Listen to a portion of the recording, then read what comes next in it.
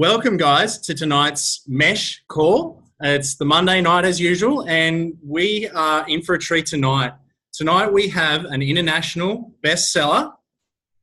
He wasn't happy with just being a bestseller. He had to be international bestseller of How Would Love Respond, which is Transformation in a Book. If you haven't read that book, I highly recommend that you do it.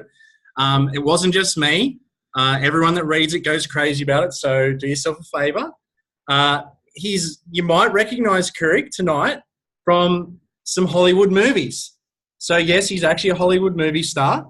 He was successful in Hollywood, which is very tough to do. He wasn't just an extra on Home and Away. He's graced the stage with people like Tony Robbins, and he's worked closely with Tony Robbins for over 9 years.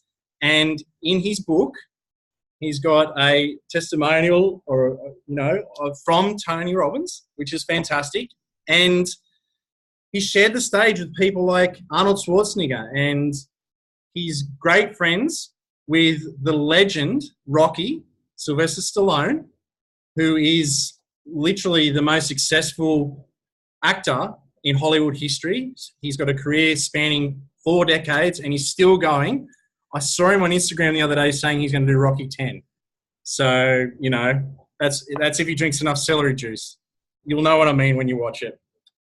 He's the world record holder for the world's longest fire walk, and the list goes on. And what Kurek really does best, though, is creates lasting change in people's lives. He's taken people to Olympic gold medals, and he's the first to tell you that he's not a motivational speaker. So he's not here tonight to motivate us. He's here to create lasting change and help us get results. So without further ado, I'm going to hand it over to Kurek for the rest of the night, and I'm just going to take a heap of notes, which I really suggest that everyone does. So take it away. Awesome. Well, first, welcome to everybody on the call tonight. And I would suggest right away you pat yourself on the back, because this already makes you the cream of the crop.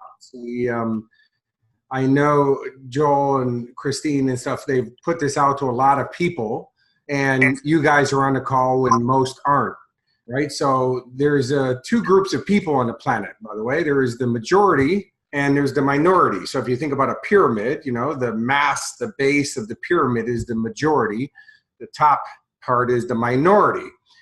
Well, the top part, we get to see the sunrise, the sunset, the air's fresh and clean, make more money, views better. At the bottom, it's crowded, it's sweaty, it stinks down there. Why does it stink? Well, doo-doo rolls downhill. Anyways, I'm kidding. The thing, though, is that it's the minority that changes the world.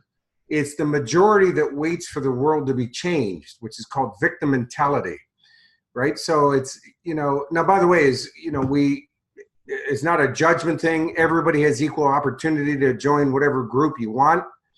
The difference between these 2 groups is that we don't think like the masses. We certainly don't act like the masses, and we produce the results that the masses will never get. So if you want to get the results of the masses, you will live in the consciousness of the masses. And that's why we got to shift how we think. And the first part is going to just, number one is celebrate. Celebrate that I'm not in that group. And by the way, you're not leaving people behind. It's not I'm better or worse. It's I'm different. Somebody's got to lead. There's going to be people who are going to follow. If you read the Bible, I'm not a religious person, but nothing's really changed in 2,000 years. Besides, there's more population than back then, and news travels way faster. But basically, you'll see 2,000 years ago, some people were making a difference in their life. A lot of people were just being victims, waiting for whatever was being handed to them, and suffered. Right. And so, that first thing is in order for things to change, you got to say, I must change, because the world's not going to change. I got to change. And so, you guys being on this call, you've already taken that first step. That's awesome. So everybody celebrate. Whee! Yeah. And I'm sincere about this.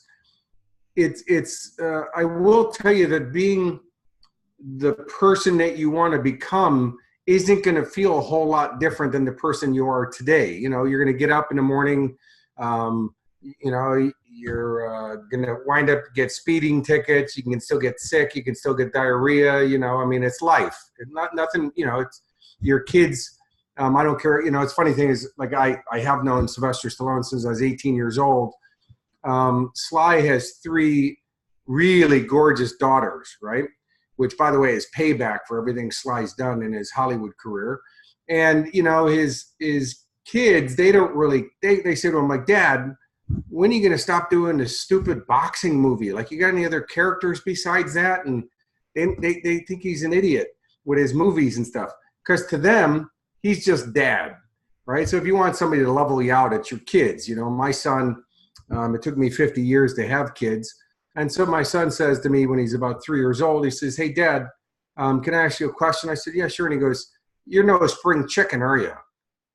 I'm like, oh, man, that's cold. And he goes, well, I just want to let you know you're old and you're going to die soon. So thanks, buddy. I'm working on not. But, you know, so no matter who you think you are, you know, life is still life. And so my point being is that we got to start making changes in ourselves, but you're going to notice that it doesn't feel a whole lot different than the earlier version of you because you start to acclimate, you get used to it, right? And so tonight, just before getting on the call, and by the way, I rushed here back to the house, is that for the last 10 years, I've been studying a martial arts known as Aikido. And it's, you know, I started at 47 years old. Most people started at 14. You know, I've already had busted up knees, knee surgeries. During Aikido, I've broken ribs. I've blown a knee out, had to have more surgery. I've had dislocated shoulders. Most of the time it's me doing it to myself. But how is it that all of a sudden, you know, like that past year, I just got my black belt. And, you know, how is it that I do that when it's 10 years of training, you know, because by the way, you're going to see where the metaphor of this ties into what you're doing. And that is when I first got to the dojo, I asked my sensei, I said, how long do you think it would take to get the black belt? And he said, about 8 years. You know, if you're consistent 3 times a week, 8 years. And I go, okay, I can do that. I go, what if I train twice as hard, twice as much, twice as often? He goes, 15 years. I said, why is it going to take longer? And he said, because you're trying to speed up the process. You're trying to shortcut it. It is what it is. And so in the dojo, we have a board that has the names of the people who've reached Dan ranks or black belt. Now there's 42 people on there. 5,000 plus people have started in the dojo in the 29 years the dojo's been open. 42 of those people have black belts. And I asked Sensei way back in the day, I said, what's the difference? And he said, they kept showing up and they had the right attitude and they had the attitude that they were going to get better every time, but they were willing to do what it takes and they ain't backing down. They're going to stay here as long as it takes until they get what they want. I go, I can do that. See, because the fortune's always in the follow through. And this is key because I will tell you, by the way, you know, I know you guys are in network marketing. Let me strip a name off that so you guys understand what you're really in. And that's called, you're in business. You know, network marketing business, every business is a network marketing business. Apple uses network marketing. Telstra uses network marketing. You'll see every big company these days saying, like us on Facebook. That's network marketing. That's the best kind of marketing there is. That's when your friends say, oh man, you got to go to this movie, man. That movie's awesome. Or you got to go to this restaurant. We've all said that to somebody or been said that to from somebody, and we've gone to that restaurant, we've gone to that movie. That's network marketing. Otherwise, this is business. And if you want to succeed in business, is that you got to be here for the long haul. If you're here for the get rich quick thing, go buy a lottery ticket. But the chances of winning that are small to none. And you'll see that most people winning the lottery has actually destroyed their lives, not made their lives, because it didn't teach them anything about wealth. They didn't create any value. They didn't understand the value of what it's like to earn money and build a business. And so once they got the money, it actually pressurized them and choked them out. So this is business. And a good friend of mine, his name's Jeff. He's in another network marketing company. He lives in New Zealand. He's an American guy, but he lives in New Zealand for 3 years. He didn't sign anybody up in his business.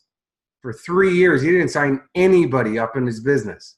Now he's the #1 money earner in the Southern Hemisphere, and he's been that way for about 15 years, right? So my point being is that, here he is eating off of cardboard boxes in his house, mattresses on the floor, so he's got no furniture. He's got 3 kids from a divorce, and the rest of those things. 3 years, never signed anybody up in his business, but kept working on it, did not give up, stayed with it, kept educating himself, kept working on himself, and then finally found his groove, and then took the ball and ran with it. I will tell you that Stallone, I was just at his house watching the Super Bowl, and I thanked him for everything he did for me. He said, Kurek, if it wasn't me, it would have been somebody else. You would have found who you needed, man. You were this guy who kept running towards success at full speed, man. You would not stop trying to be successful until you hit a brick wall. Because by the way, I've created products that, I was just about to shoot an infomercial, and finally I did a test on the product and found out it didn't even work. But it was me literally believing in myself so much and getting into the infomercial people and getting people to want to produce the infomercial and all this stuff. That finally I did a prototype to find out the product didn't even work. But instead of that making me feel like a failure or what a waste of time, man, all the things I learned about getting in front of people and marketing myself and passion and drive, I just moved that product out of the way and worked for another way to become successful, another avenue to become successful. But my goal was, I'm not backing down, and I'm going to do whatever it takes with integrity to get the result that I want. And I'll break this down again for you, but you're starting to see that, all of us people in the minority, we've had way more unsuccessful attempts than majority members, because most majority members first they don't try anything, but then if they try something, doesn't work out, they quit, and they just quit. They just stay quit. Us successful people, we just keep going at it. We keep going at it. We don't want to break stride. We don't even get pissed off about it. You literally just got to adjust your strategy and keep moving forward. And then what Stallone said to me, he said, Kurek, once you found that frequency to your success, man, you took the ball and ran with it. It's the same thing I'm telling you about my buddy Jeff. 3 years, signed up nobody. But once he started figuring out, now, by the way, in the last couple of years, he's taken his business and just blown it out of the water to the next level, because the world's changed. Internet marketing, social media, the rest of those things, and literally started changing his approach and learned how to get successful on social media and took the ball and ran with it to another level. But as you see, in order for things to change, I must change, right? So, the world's changed. Social media is a big thing now. You got to learn. If you got to learn social media to succeed, you got to learn social media to succeed. You've got to learn how to become a presenter or communicate or NLP. I'm not saying any of these you have to. I'm saying if you look and you go, I need that skill, I'd be going to learn that skill, but not fluff at it and whatever. I'd be learning to master it and get great at it. This is business. And let me give you a metaphor for business so you understand where I'm coming from in business. First, most people go out of business within the first 3 years of being in business because they don't know diddly squat about business. They're passionate about their product, but they didn't learn about business. So you got a person who knows how to cut hair. She's a hairstylist, and she decides, I'm going to start becoming the one who's making the big money instead of working for some other salon owner. I'm going to open up my own salon. Great. Now, guess what happens? Hair cutting or hairstyling and owning a salon have nothing to do with each other. One's a job, one's a business. And if you open up the Saturday paper, you'll see hair salons are given away. People are saying, just take it off me and take the credit and the debt because I'm over my head. I'll just give you the business and whatever. Because if you're the person cutting the hair and you open up your own salon, who's cutting the hair now? Who's styling the hair? Who's ordering their product? Who's training the staff? Who's paying the bills? Who's marketing? All these things. So here's the key. Business, here's that metaphor I was talking about. Business is a child that you give birth to. And now your job is to raise that child and have that child be strong and healthy, so that the child gets so strong and healthy that it grows bigger than you, outlives you, and continues after you're gone. That's business. And when, if you're a parent right now, that makes sense with your kids. You're going, yeah, that's what I want for my kids. That's what you need for your business. And just like your kids, just because your kid popped out of the womb and now you're a mom or dad doesn't mean you're an expert in parenting. Now the homework starts, right? And if you have more than one child, you realize that there's 3 operation manuals going on, and you got to adjust your strategies with all multiple kids. But that's what you do as a parent. If you're a good parent, you go, man, I got to learn it. One of my kids is going south. I got to learn how to curb that. I got to handle this. I'm getting temper tantrums, or I'm, behavioral problems. You got to be in the flow. Well, business is the same thing, but people don't look at it that way. But if you do, and you go, man, that's my child, and it's going to outlive me, and I'm going to do everything to have this business grow. And the business that you're in is to make profit. That's business. Not, oh God, I want everybody drinking Juice Plus and being healthy. That's your service. That's your product. But the business is to make profit. If your business is not making a healthy profit, that's called a hobby. This is business. It's not a dirty word. It's business. And business, by the way, translates to make money. That's what the word means. I mean, it's okay if you want to do it as a hobby, but if we're talking about business, it means make money. And as soon as you do that, you go, man, I need education. And then I'm going to put it into action, which is application. And then I'm going to test and measure to make sure that is going a direction, and see what the fine tunings I need, and then follow through.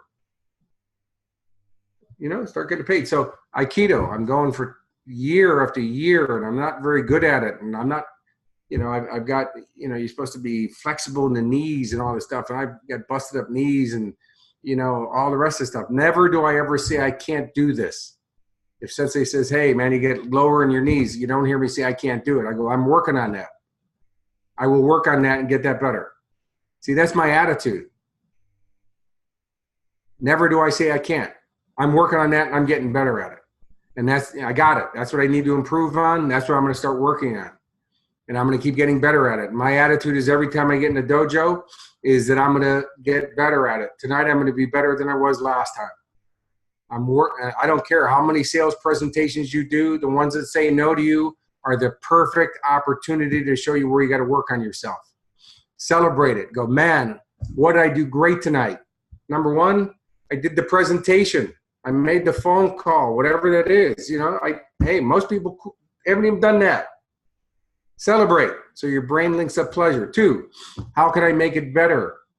Right? I could follow this script. I could smile. I could stand up as I'm doing my presentation if it's on the phone. So I have more energy. I can verse myself into product more. Any thing where people say no, or they have a qualm about something, an excuse, I write that down. And then I go, that's what I want to work on. I want to make sure I handle that excuse from now on before it even comes up. So I'll give you an example of that. Because now we're going to start to see how it works specifically in a business like yours. Years ago, 20 years ago, I was in a company called USANA. They were really big here in Australia, right? And I studied the top people in the company on this side of the planet 12 times. I'd make them do presentations. These guys were like, this guy ever going to sign up? Man, he's presentation after press. All I'm doing is I'm studying what they're doing. I'm watching the patterns. I'm watching what they're doing consistently, right? Then I sign up. What I do then is I become number 1 in the world for signing people up in my first year. I literally have a 98% success rate. But every time there's somebody gives me in the early parts of it, a kickback or a no or whatever, I'm like, okay, I got to put that in. I got to create a system here, right? So I'll give you an example. You call people up and you say, hey guys, hey Mary, I know we haven't talked in a while. I got a business opportunity. Would you like to hear about it? What do most people say when you ask them that? Nope. Why? Well, first, most of them aren't in business, so they're like, why are you talking to me about business when I'm not in business? Like, that's weird, right? And you never really talked to me that way before. That's weird. You know, and so they're just saying no with a knee-jerk reaction. So I thought, okay, how do I get over that? How do I get past that point? Because first thing is, what's the outcome for that initial phone call? I want you to think about that for a second. You're making that a first phone call with somebody. What's your outcome? Somebody raise your hand, and then and I'll call on you, and then you can unmute yourself. Michael, unmute yourself, buddy. Rapport and qualifying. And what's that? And to qualify them. Okay, good answer. Somebody else? Raise your hand. All right. By the way, guys, the only way to fail in life is the failure to participate. So, by the way, this is not a comedy routine where I'm going to harass you or heckle you. I want to see where your head is. What's that? I said to add value. Add value. It's right. Great. Next, somebody else. Steve, unmute yourself. Yeah, get to know what they need and where they're at. Okay, great. Somebody else? Joel. To get an appointment. Oh, there he is. Somebody must be coaching with me. It's okay, guys. Now, everybody said is yes, you want that on the call, but the outcome is you want to make an appointment. This is business. This is not kumbaya, let's hold hands and, skip down the street, be happy with each other. Yes, you want rapport. Yes, you want to create connection and you want to find out what they want in life, but the outcome is I want an appointment, not a sale. So here's the thing. I'm going to give you a little Kurekism, and that is don't tell people anything until you can tell them everything. Don't tell them anything until you can tell them everything. And I'll tell you why, and I'll explain what that means. But the thing is that if people make an assumption of what they think you're talking about, they're going to shut you down and say no, which is this a cult? Is this Amway? Is this, and they're already done. They're like done. I don't care what you come up with afterwards. They've already convinced themselves. And even if they say yes out of courtesy, you're wasting your time going to catch up with coffee for them. Plus, you're going to have to probably pay for the coffee as well. It's a waste of time. I want to get an affirmative appointment. This is business, right? So I'll let you know how I did this. First, I start off by saying, hey, Joel, great talking with you, man. How's your day going? Great. Awesome. Look, man, I'm really excited about something. I don't have a lot of time right now.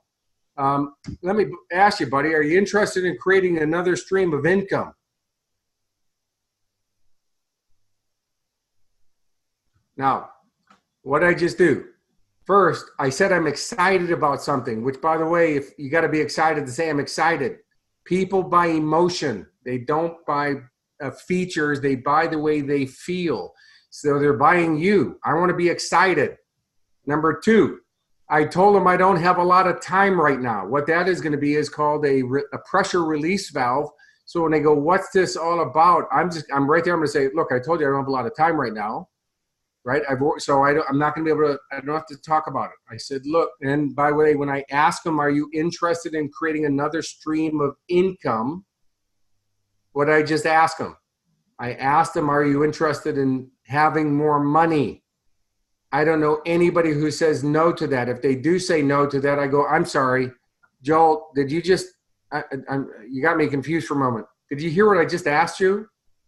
And he goes, yeah. And I go, what did I ask? And he goes, do I want more money? And I go, yeah, you don't want more money? Well, it depends on what this is about. I go, wait, just answer the question, man. Do you want more money? Yes or no? And he goes, yes. I go, great.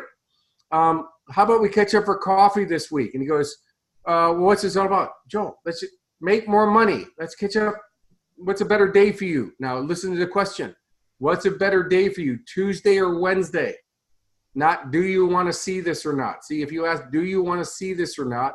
That's a yes or no response. You can get no. But if I ask you what's a better day, Tuesday or Wednesday, no doesn't answer that question. What's a better day for you, Tuesday or Wednesday? He goes, Wednesday. What's a better time, 1 o'clock or 2 o'clock? I'm literally walking him right down a path to an appointment. Then I say, okay, Joel, how's the coffee club, Stone's Corner on Main Street? And he goes, awesome. Great. So now what we're going to do is we're going to recap the appointment. See, if you ever go to talk to your dentist or your doctor's office, after you make the appointment, you'll notice that they recap your appointment to make sure you know exactly when it was. They don't, and by the way, you'll notice every doctor's office, every dentist office does this. It's not an accident. They've been trained to do this so that people show up for the appointment. So they know this is a real appointment. This is not fluff. This is not if you're available, if you remember it.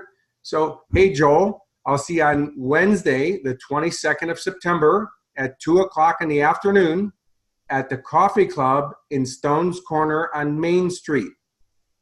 Great. Done. Now, I will tell you guys, for 4 out of every 5 calls that I made and I trained people to make, they would get 4 out of 5 appointments. And that's it. There's nothing else. I'm not selling them. If they go, what's this all about? I said, look, I told you I don't have a lot of time right now. Making more money. Dude, coffee club, nothing else. Let's catch up. Done.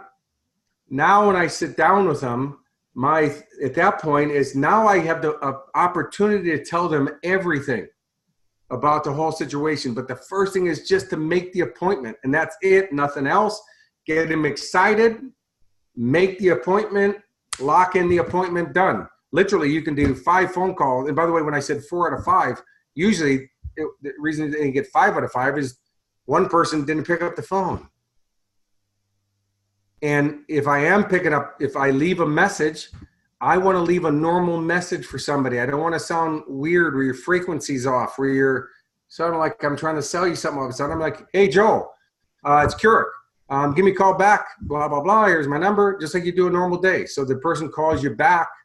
When they call you back, hey, Kurek, I got your call. What's up? Hey, man, here it goes. I'm super excited about something. Dude, I have a lot of time right now. You caught me at a weird time. You interested in creating another stream of income? This is awesome, man. I found a great way to create another stream of income. And he's like, what's it about? Dude, I don't have a lot of time. What's a better day for you, Tuesday or Wednesday this week? Right away, appointment. Appointment. By the way, it's got to be in your voice. Now, if you do these calls, like I just told you, and you're not getting the result, don't go, oh, this doesn't work. That's weird. I even have people, by the way, say, I would never talk to my friends that way. Okay. Have you ever been very, very successful in business before? Nod your head if you've been very, very successful in business before. I'm not seeing heads moving, right? Okay, so the thing is, if you haven't talked to your friends this way before, it's because this is the way you talk in business. This is your business hat you're wearing. This is not my buddy hat. I don't want to talk to people as buddies. I want to talk to people as a business person. By the way, whether or not you have the result in your business or not, if you want a big business, you have to act like you're a big business right now. Be, do, have. You got to be the person who would do the things to have the results. Not once I get the results, then I'm going to be that person. You got to be that big business person right now. And that's Aikido. For years, I've been every day. I do my I am statements in the morning. And when I get to the dojo, I go, I am a black belt. By the way, this is when I'm a white belt. I am a black belt. I am a black belt. I am a black belt. I am a black belt. And you hear that certainty in my voice. It's because of me saying that. Is I'm being that person now that gets me to, that's that attitude I'm talking about, that power. I'm here to train. I'm here to get better. I don't care about my limitations. I'm going to pass through my limitations. Wayne Dyer said to me once, he goes, Kurek, if you want your limitations in life, keep defending them. Instead, you want to break through those limitations by seeing yourself on the other side of the limitation. See yourself being that person right now. I am that person. I am that person. I am that person. I am that person. I was supposed to grade for my black belt back in July last year, and Sensei moved it to December. Instead of feeling bad, oh God, I must not be good enough, or I'm thrilled. Why? I don't want to pass me when I didn't earn it yet. Great, man. Tell me the truth. Let's go, man. Great. December, but I'm going for it, man. And by the way, if we pushed it to March of this year, I don't care. I'm going for black belt. And then what's beyond black belt? It's not get the black belt and quit. Same thing, man. If you want to succeed in business, you go, I don't care how many setbacks, I don't care how many delays, I don't care how long it's taken. I ain't backing down. And I'm coming in with the attitude that I'm gonna get better and better and better and better at this. Well, how much do you have to do until pretty soon you're awesome? And by the way, if you talk to all the top money earners in your business, by the way, Lauren's a longtime friend of mine. I've known Lauren since 91 or 2, right? Long before she was in Juice Plus, you know. And Lauren didn't start off in Juice Plus top of the shelf, right? She worked on herself. And she worked on herself. And by the way, probably felt awkward, you know, with starting off and blah, blah, blah, and don't know this very well. But I know Lauren, she's like a pit bull, man. She sticks her teeth in. She ain't backing down. She ain't. And she'll have attitude, though, from the moment she got into business. She's already going for it. And she sees herself as that leader now. She sees herself as that leader now. And by the way, that's the thing you got to hang on to, because you're going to have setbacks, you're going to have delays, you're going to have people get motivated in starting your business and drop off. You're going to have things happen. You're going to have kids get in the way, or, you know, things at life, whatever it is. Just like I told you, I've broken ribs, I've blown a knee during the grading. I had to have surgery and, you know, missed about 3 years of training on Aikido, but man, I'm still reading about it. I'm still sitting in the dojo taking notes. I ain't backing down. I'm hungry. Matter of fact, on my arm, I have Aikido tattooed right here, and that's so that I couldn't quit. That was commitment. Now, I don't recommend that you tattoo Juice Plus on your arm, but it was commitment that so people don't go, hey, what does that say? Aikido. Oh, you do that? No, I quit a long time ago. It ain't happening. Right? So it's about how do you play the game, that you're not backing down, that this is it. I'm not stopping until I get the result. And you're going to have naysayers. You're going to have family members telling you it ain't working, and when you're going to quit and when you're going to give up. And you go, never. I ain't backing down.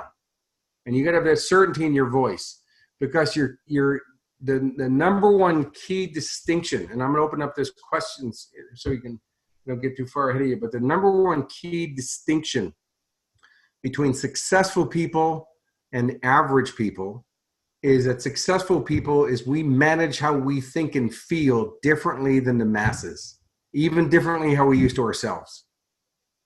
We all go through the same thing. We all go through the same stuff. Everybody's got setbacks. Everybody's got delays. Everybody's got family. Everybody's got weird family members. Everybody's got naysayers and negative people in your life. Everybody's got it. Us successful people, we manage that differently. My dad, when I was 12 years old, I told him I want to be an actor in Hollywood. My dad said, you got no drive, no talent. You'll be a ditch digger at one of my construction sites. You'll be a laborer.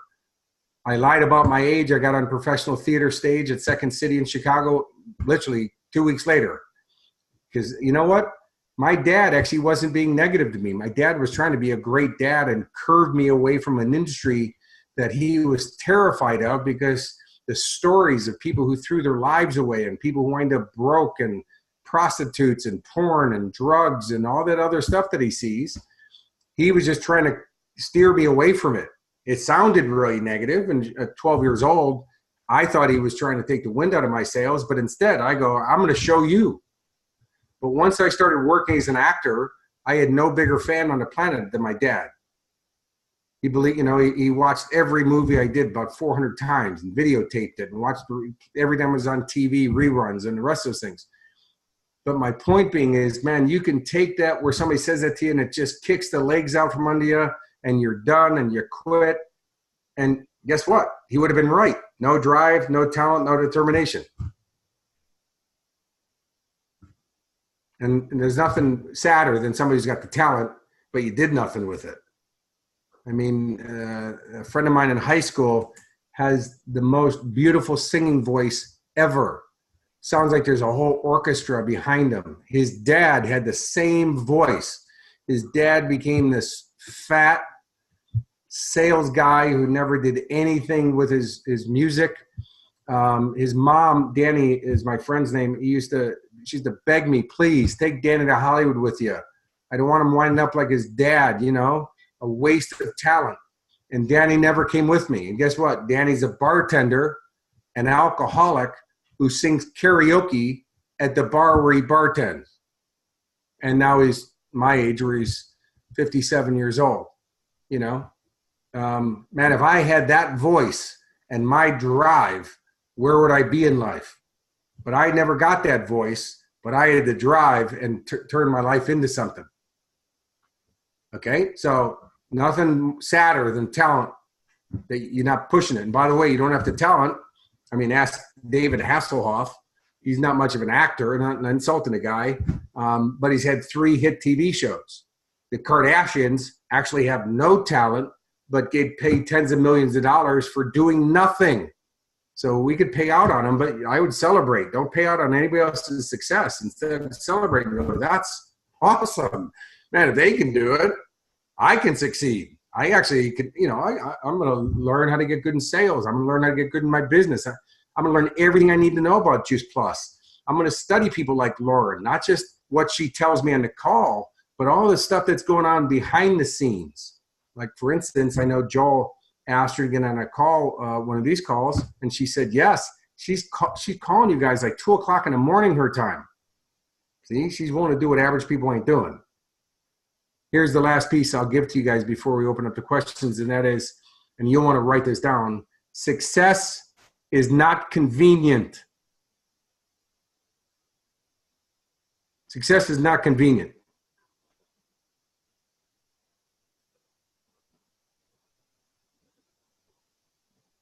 You got to do what average people aren't willing to do.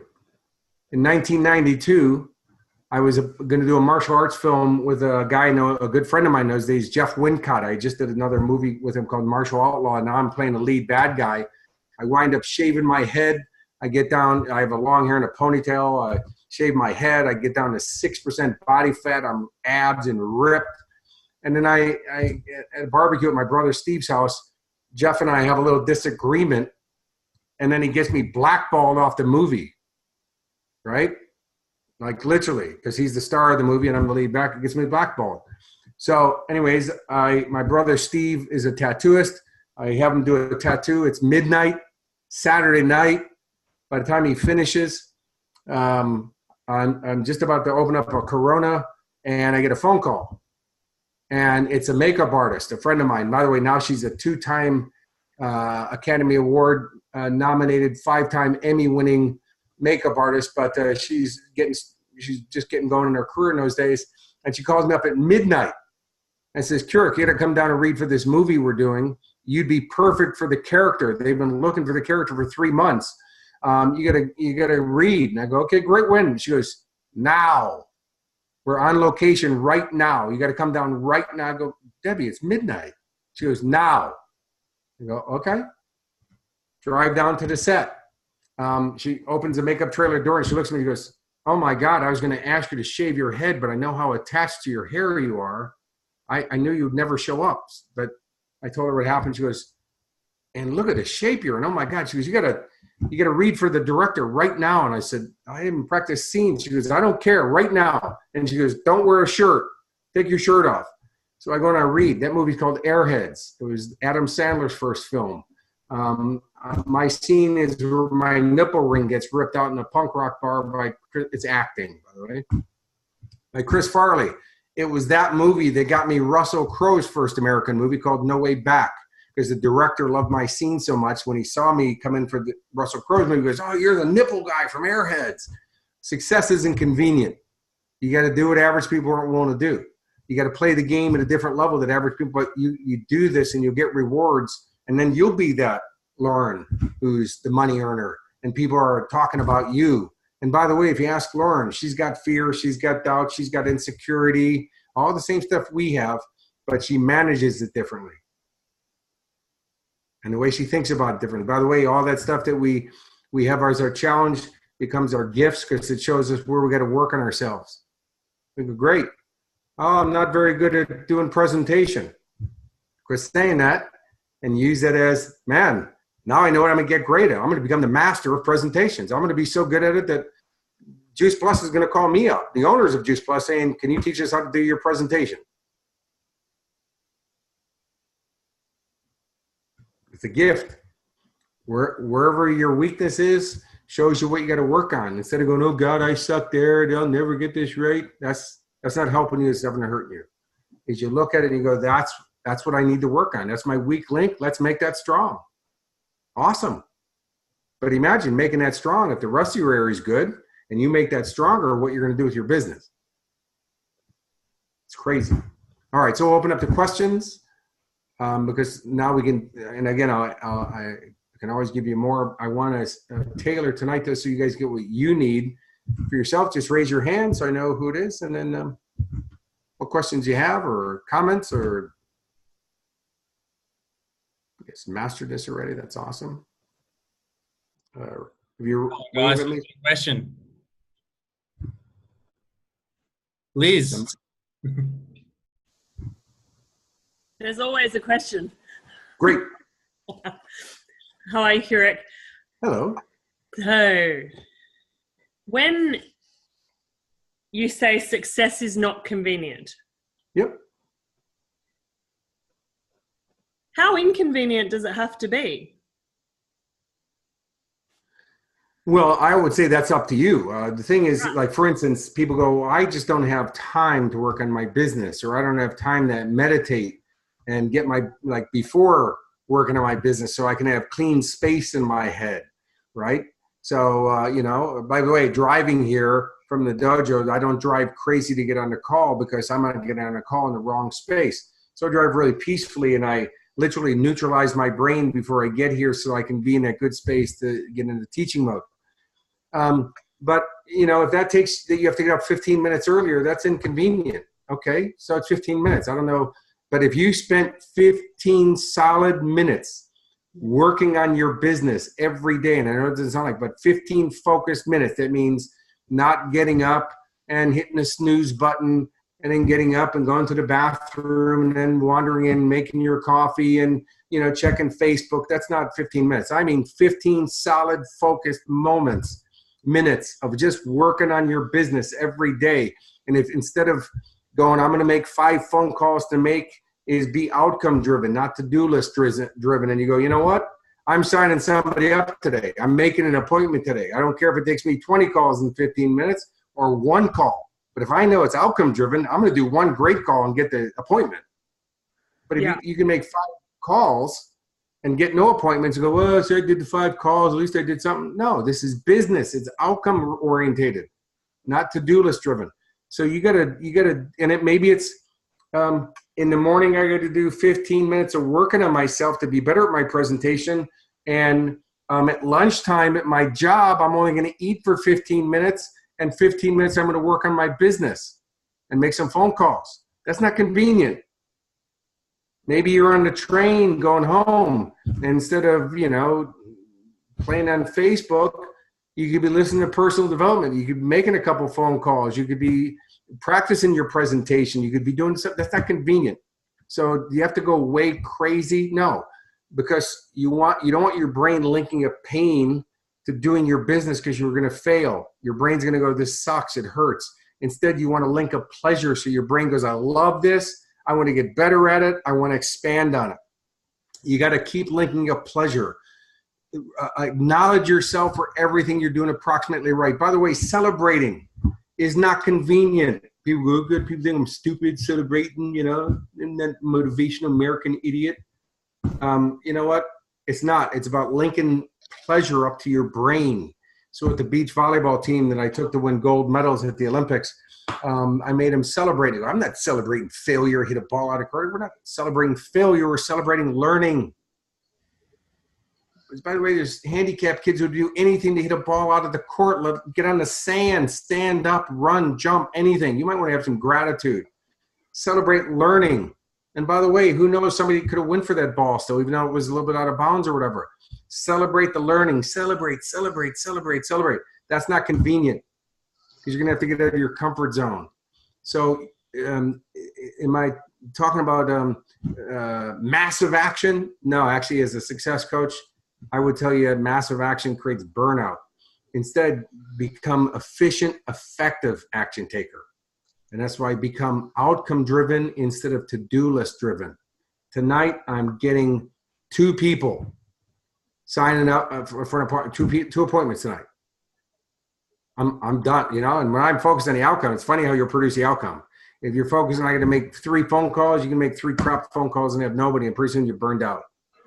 You're just tired, you know, because you keep making phone calls and nobody. But if you're outcome driven, how many people here have somebody you love? Raise your hand if you have somebody you love in your life. Please raise your hand. Right? Great.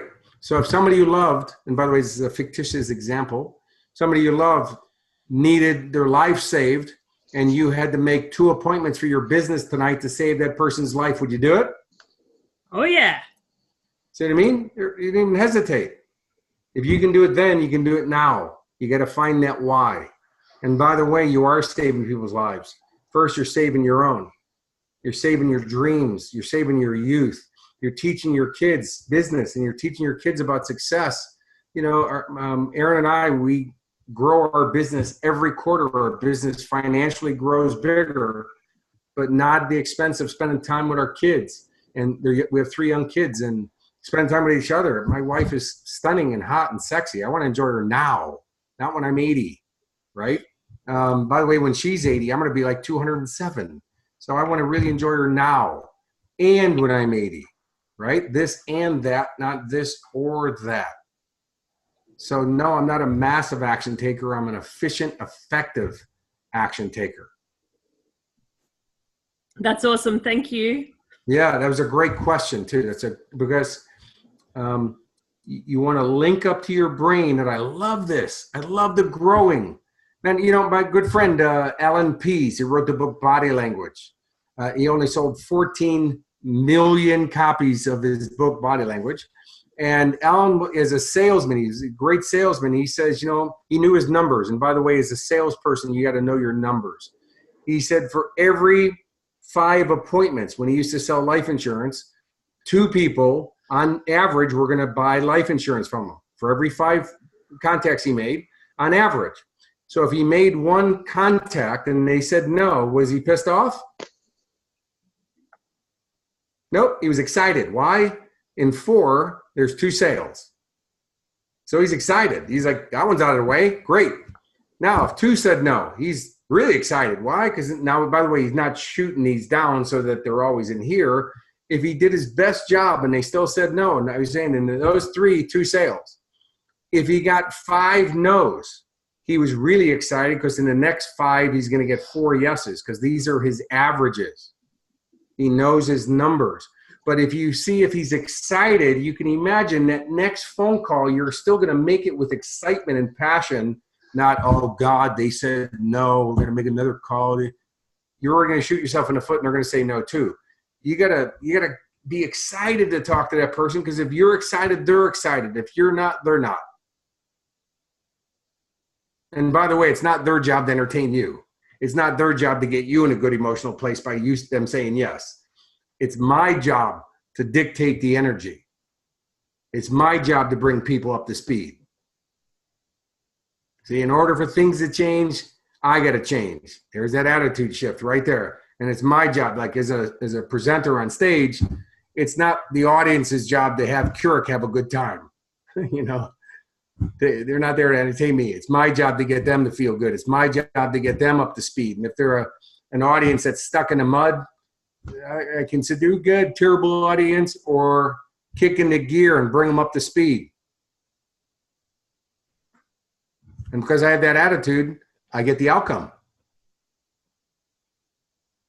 There ain't no audience that's going to beat me, by the way.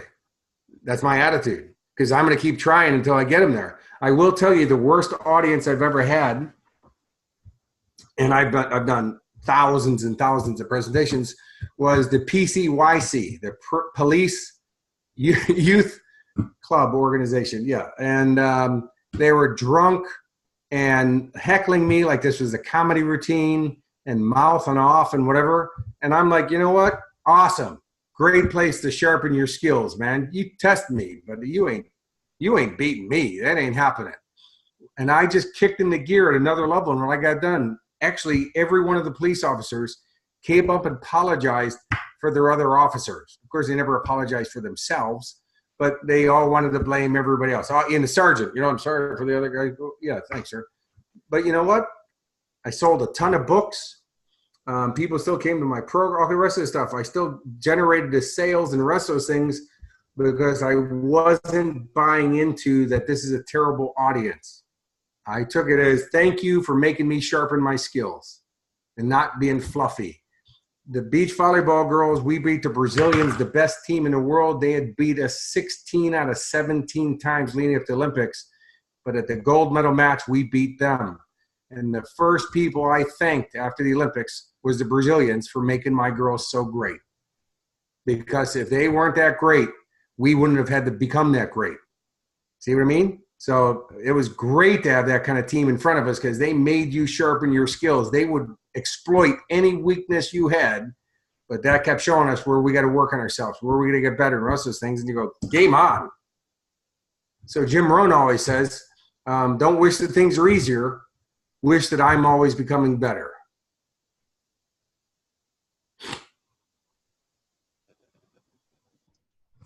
Next question. We got one from Meg. Meg, hit it. You want to take yourself off mute? You put your hand up, yeah? Sorry. Hi.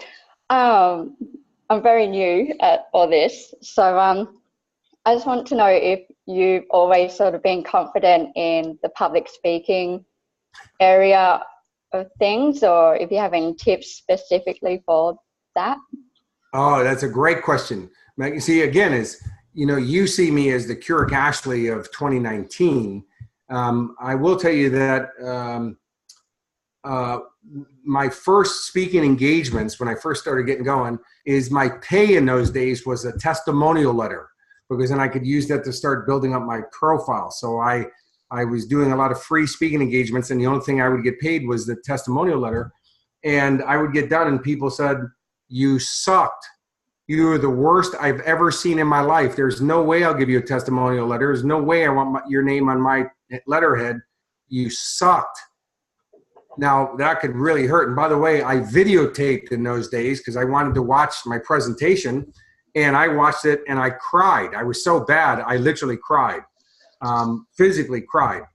Then I would watch the videotape over and over and over, asking a new question now, which is, what did I do great?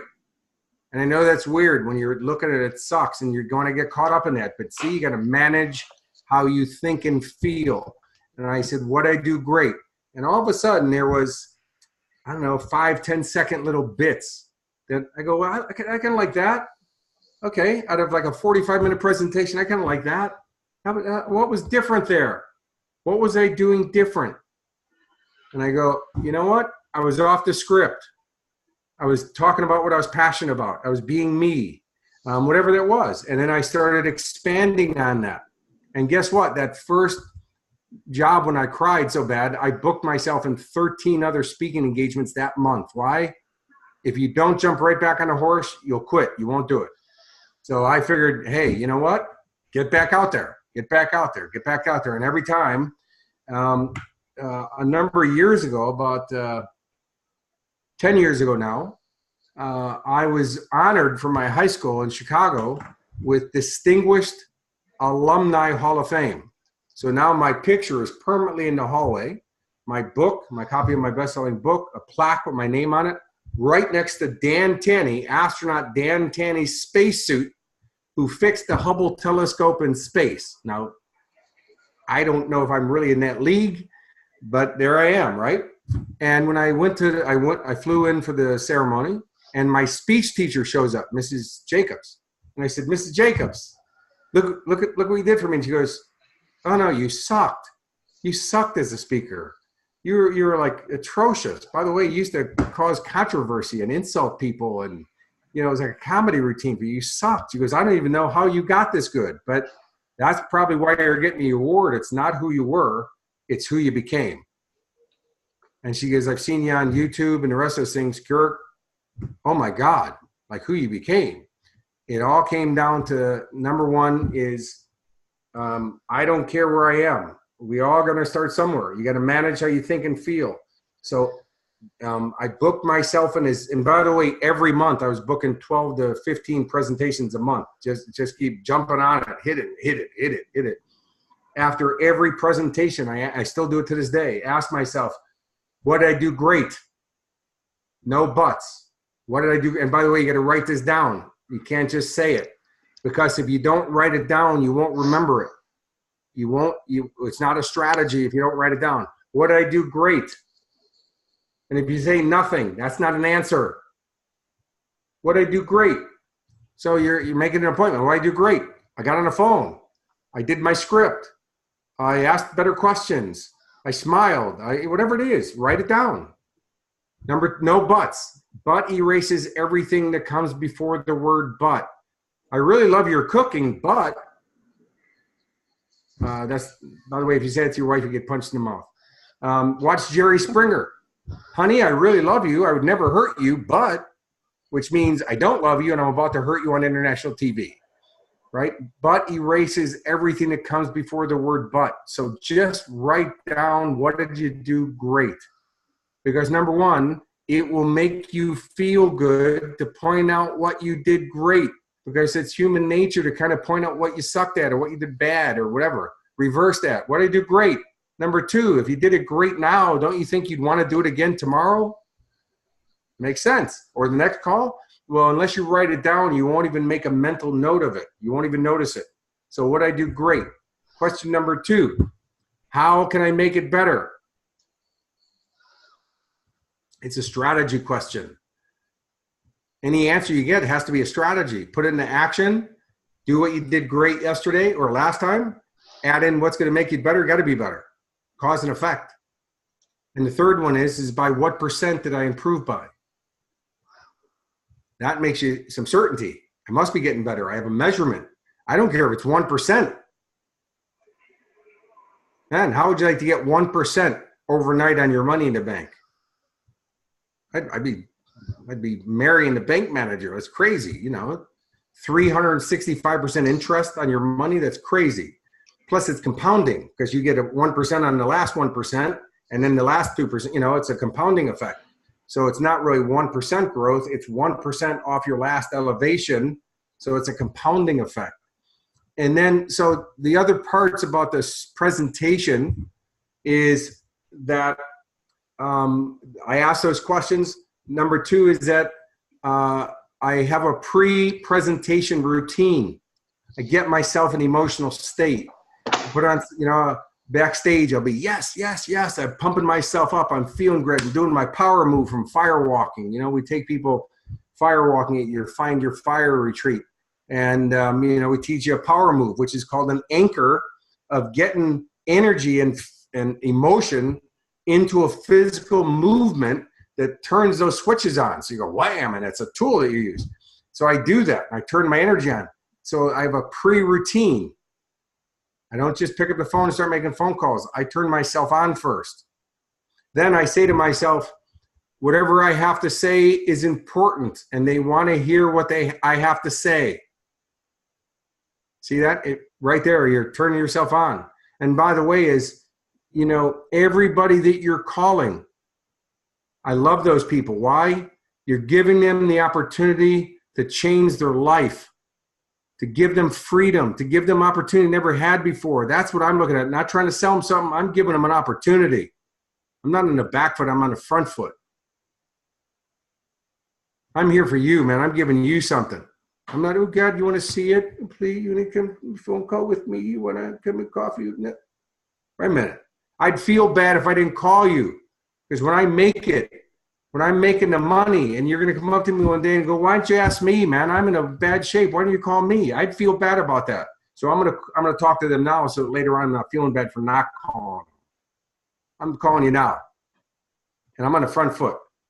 Two is whatever I have to say is important, and they came to hear what I have to say. And so whatever I say is what I'm supposed to say. And if I missed anything, only I know the script. It's about my essence. I'm here just to make an appointment. So if you screw up the words, but you still get the appointment, who cares? If you stumble, you make some mistakes, who cares? I want the appointment. So I'm not caught up on the words. I'm here to, and you do this, and you'll notice that your confidence, you give yourself that number every day. By what percent did I improve by? 100 presentations later, you have to be at least 100% better. I mean, how many are you going to have to do until you're awesome? And by the way, it's more than 100%. It's probably thousands of percent because it's compounding. And some days you'll have massive growth. There's days when, like with Aikido, I do my journaling for Aikido the same way. As some days I've gone, man, I had a crazy night where I feel like I've grown by 100% tonight, or 50% or 20%. You just have a learning experience, right? Well, it's compounding. It's compounding. And what that does is you start looking back in your journal, and that starts giving you certainty. Man, I am getting better. I am growing. Look at me. I'm on my trail, man. Look how much I've grown since I first started this journey. Certainty. And I will tell you, ladies and gentlemen, the number one thing that people want from you is certainty, because they got none. Man, life is scary for all of us, but they want some certainty. And you might be going, well, how am I supposed to have certainty when I'm not making the money at my business? You can be certain about stuff you're not even certain about. I mean, nothing to be certain about, rather. To break the world's record for firewalking, I did 81 meters of 600-degree coals in my bare feet. There's no practicing. You can't do the world record over, and it doesn't make any sense. You gotta turn yourself on and get certain. How did I do it? I rehearsed it in my head thousands of times. I saw myself walking, celebrating. I kept creating certainty, celebrating. When I did it, it was actually quite easy because I'd already done it in my head so many times. My brain didn't know the difference between what was real or what was vividly imagined. Certainty. And by writing those numbers down, by what percent am I improving by, it starts giving you certainty. I am getting better. Boom.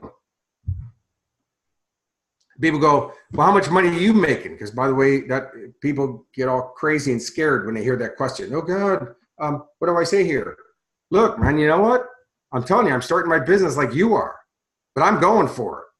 Now, you want to be on a ride with me, somebody's going for it. I'd be the team member I'd be hooking up with, right? Somebody's got some certainty where they're going. It would be better than somebody who's got no certainty. I know where I'm going. And whether or not you get in the business, I'm succeeding in it. I'm going to have a great life. Now is the time to get on the gravy train. But man, you put in 100%, I'll back you up pound for pound. You put in 80%, you put in 30%, go do something else. You're wasting your life. But man, you play the game, I'll back you up pound for pound. Let's go, man. Certainty. Not once did I even have to describe my income. But I didn't also lie about it. I said, hey, I'm in, man. I ain't backing down. Watch this space. And people go, yeah, great. Yeah, I'm in. That's what I want to be. When I've spent a lot of quality time with a gentleman named Norman Schwarzkopf, the general of Desert Storm. And he said that a leader is someone who gets people to willingly do more than they would normally do on their own. Willingly do. That's a leader. Man, and you got to think that he had to send people some to their death, but they had to go at it willingly. Saddam Hussein tried it at gunpoint, and a soldier shows up with a pistol, and 2,000 people surrendered. Like, feed me, man. I'm done. I got pushed out here with a gun. I don't want to be out here, right? But willingly. But if people go there willingly, they go, I'm making a difference.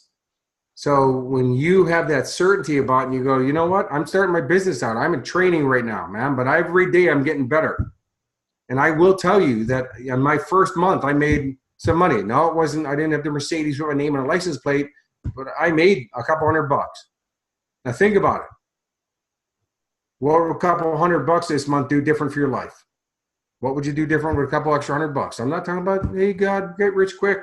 And, but I made $350 my first month. Whatever that is. I'll tell you, for most people, $350 is a game changer.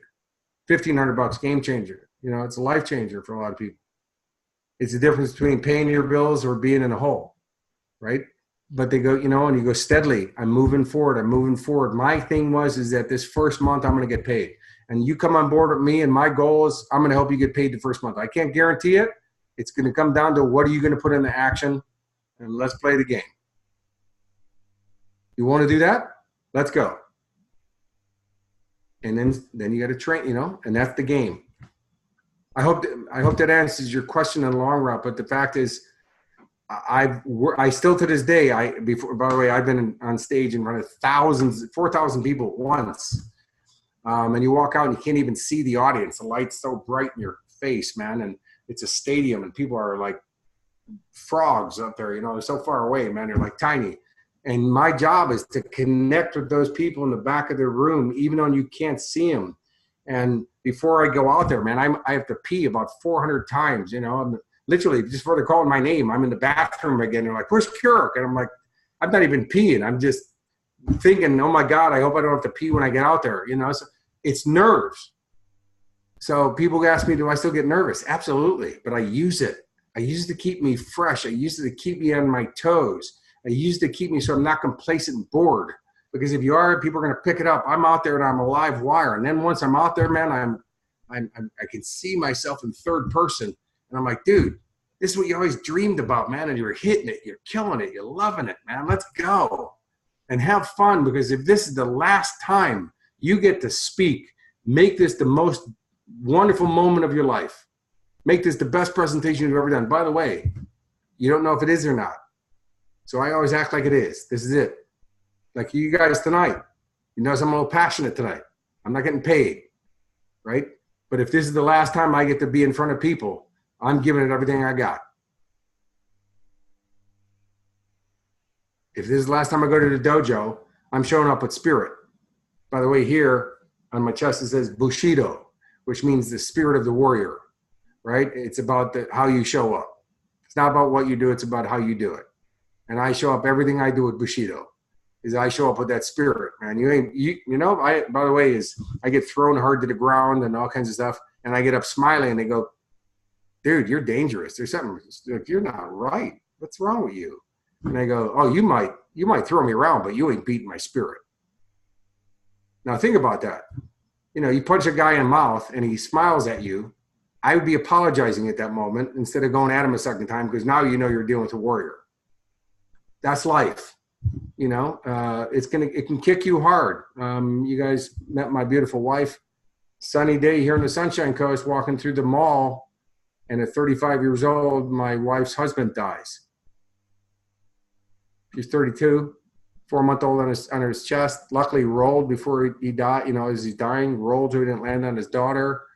A young couple, 2 young kids, young parents. That ain't fair. Life's not fair.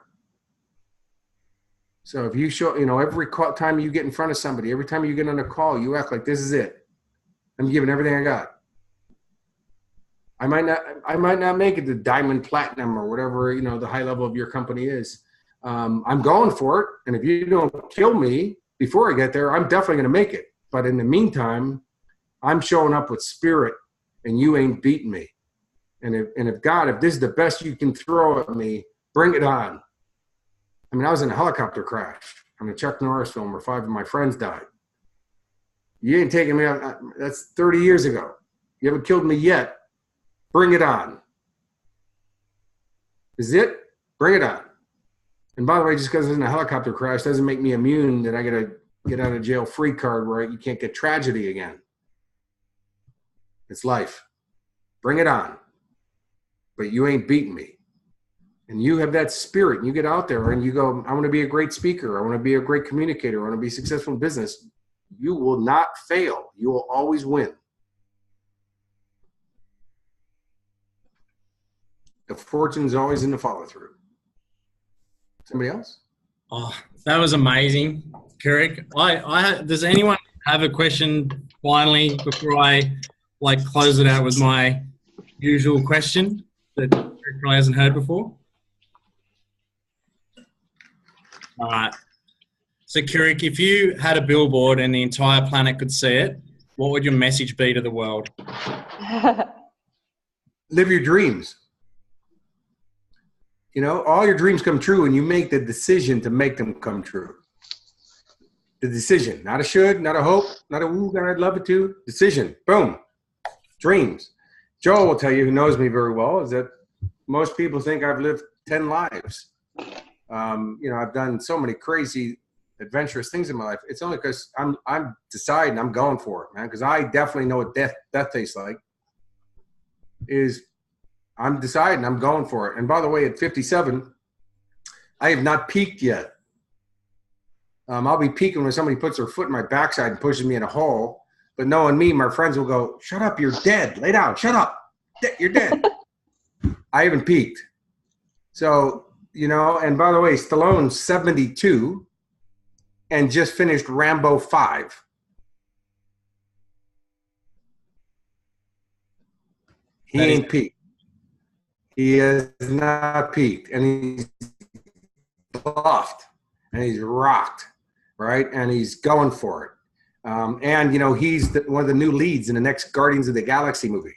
Think of that. 72. Comic book hero. Right? The thing is, you know, you got to decide. I'm going for it. I'm living my dreams to the fullest. I'm that person. I'm the example people are going to talk about. Why not? Exactly. One day someone is going to go past Jeffrey Birdie in commissions one day. It will happen. Why can't it be someone on this call? Why can't it be? Like, maybe not, but someone will do it one day.